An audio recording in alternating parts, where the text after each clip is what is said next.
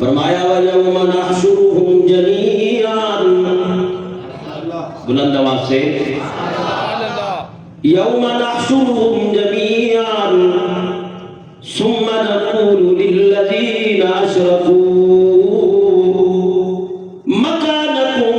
أَنْتُمْ وَشُرَكَاؤُكُمْ فَزَيَّلْنَا بَيْنَهُمْ وَقَالَ شُرَكَاؤُهُمْ مَا كُنتُمْ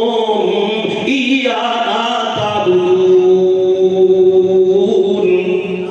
کتنا خسارے کا موقع ہے، کتنی بندے کے لیے ذلت کا مقام ہے، کتنی رسوائی ہے، کتنی خواری ہے کہ زندگی کے 20 سال درباروں پہ ماتھے رگڑ رگڑ کے، مزاروں پہ سجدے کر کر کے، چڑھاوے چڑھا چڑھا کے، نظریں دے دے کے، نیازیں پیش کر کر کے، منتیں مانگ مانگ کے، مدابروں کو خوش کر کر کے، جب قیامت کا دن ہو جائے، جن کی پوجا کرتے رہے ہو وہ بھی تمہارے سامنے کھڑے ہو جائیں، عابد بھی کھڑے ہو، معبود بھی کھڑے ہو، حقیقی معبود اللہ کی ذات بھی موجود ہو، اور پھر قرآن یہ فیصلہ کر رہا ہو اللہ ان کے درمیان سارے کے سارے پردے ہٹا کر انہیں آمنے سامنے کر دے، اور سچا معبود انہیں کہے ہاں اب جن کی پکاریں کرتے رہے ہو، جن کے سجدے کرتے رہے ہو، جن کے چڑھاوے دیتے رہے ہو، جن کی منتیں مانتے رہے ہو، وہ کھڑے ہوئے ہیں تمہارے سامنے، اب لے لو ان سے اپنا حساب، اور وہ اگلے بندے کہیں جن کی پرستش ہوتی رہی ہو، وہ کہیں ما کنتم ایانا تعبدون۔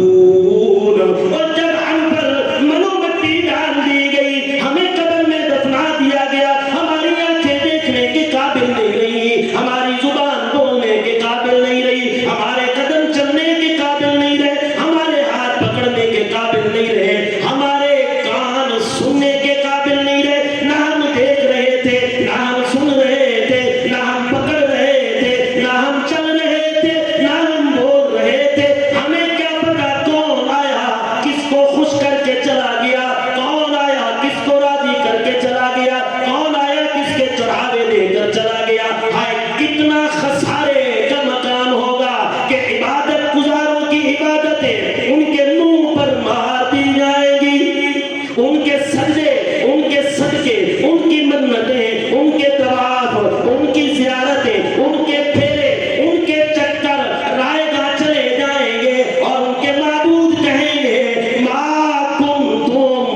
ایانا تعبدون، تم نے ہماری عبادت کی ہی کوئی نہیں، تم نے ہماری پکار کی ہی کوئی نہیں، فَكَفَى بِاللَّهِ شَهِيدًا بَيْنَنَا وَبَيْنَكُمْ، پھر بات آ جائے گی سچے معبود اور پروردگار کی، اور خدا کے دو عالم کی طرف اشارہ کر کے وہ معبود کہیں گے اِن كُنَّا عَنْ عِبَادَتِكُمْ لَغَافِلِينَ۔ اللہ سے پوچھو، اللہ شاہد گواہ حاضر ناظر ہے کہ تم ہماری قبروں پہ آ کے پکارتے رہے، ہمیں تمہاری پکار کا پتہ بھی نہیں، اللہ اکبر، ہمیں تمہاری پکار کا، ہمیں تمہاری شور کا، ہمیں تمہاری منتوں کا، ہمیں تمہارے چڑھاووں اور نیازوں کا پتہ ہی کوئی نہیں۔ تو پھر جب قیامت کے دن اس خسارے سے بچنا ہے تو یہ نظریہ بنا کے اٹھ میرا بھائی، پکارنا ہے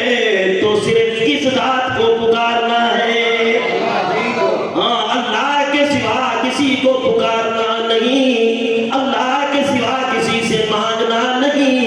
اللہ کے سوا کسی کے سامنے دامن کو پھیلانا نہیں۔ کیوں؟ جس کے سامنے تو دامن پھیلا رہا ہے وہ کمزور ہے، اور جس کو چھوڑ رہا ہے وہ طاقتور ہے، جس کو تو چھوڑ کے جا رہا ہے وہ علی کل شیء قدیر ہے، جس کے تو در پر جا رہا ہے وہ کمزور ہے، اس کی آنکھوں میں کمزوری آ جائے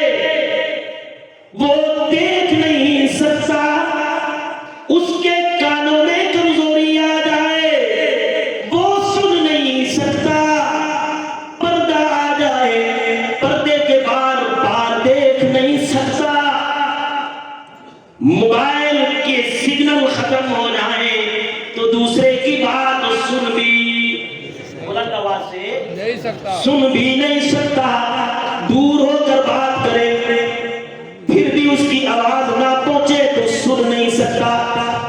دور ہو جائے تو دیکھ نہیں سکتا، آنکھیں کمزور ہو اینک اتارے تو نظر میں دھندلا پن آ جائے دیکھ نہیں سکتا، دور ہو جائے تو دیکھے نہیں، دور ہو جائے تو سنے نہیں، حائل آ جائے تو دیکھے نہیں، حائل آ جائے تو سنے نہیں، پھر کس طاقتور کو چھوڑ کے جا رہا ہے کہ اندھیری اور سیاہ رات ہو، رات کی تاریکی ہو، کالے رنگ کا پہاڑ ہو، سیاہ رات کی تاریکی میں اس کالے رنگ کے پہاڑ پر سیاہ رنگ کی چیونٹی اپنے قدموں سے چل رہی ہو، میں جس رب کی طرف تمہیں پکار پکار کے بلا رہا ہوں وہ اتنا طاقتور، اتنا قدیر، اتنا قادر، اتنی قدرتوں والا ہے کہ میرا ایمان ہے، آپ کا بھی ایمان بنانا چاہتا ہوں، یقین بنانا چاہتا ہوں کہ کائنات کی کوئی ہستی اس چیونٹی کے بارے میں علم نہیں رکھتی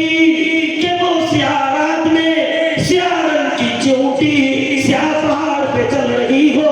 اسے کوئی نہیں، اس کا علم کوئی نہیں رکھتا، لیکن جس طاقتور کی طرف میں بلا رہا ہوں، جس اللہ کی پکار کی میں دعوت دے رہا ہوں، جس کے سامنے دامن پھیلانے کے لیے میں صدا لگا رہا ہوں، وہ اتنا طاقتور ہے، اس چیونٹی کے چلنے کی آہٹ کو عرش پر